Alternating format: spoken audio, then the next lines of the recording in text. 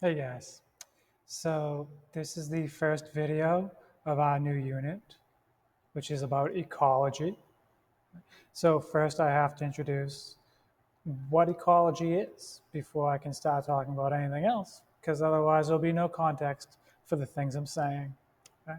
So ecology is simply the study of the interaction between living things and their environment. So their environment is everything around them. And so ecology looks at things like relationships between different species, looks at things like the way organisms adapt to certain climate changes, right? How certain climate changes impact the populations of certain organisms, right? So like if all of a sudden there's tornadoes in Alabama that weren't there before, and now there's no more brown gooses, right? That would be an ecological subject. And so we'll look at the different variations of how these things play out throughout this unit. But today's video, Could I have your attention, please, with room 148, 120, 144, 150, 137. Please head to the auditorium.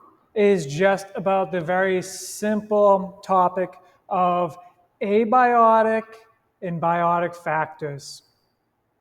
So factors are the things from the environment that are impacting these organisms, these living things, right? And so in order for it to be considered a factor, it has to be significant. And the differentiation between abiotic and biotic factors is very simple. Abiotic factors are non-living things. So things like weather or environmental concentrations of certain chemicals. Those are abiotic factors, non-living things that are impacting significantly the way that these organisms are living.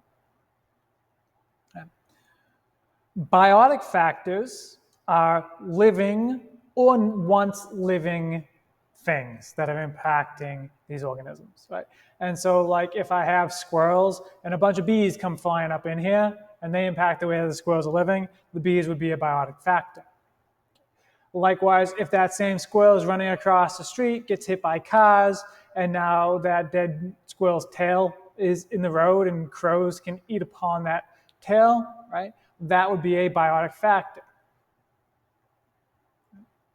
If it was alive or once alive, it's a biotic factor. And if it's not alive, it's an abiotic factor.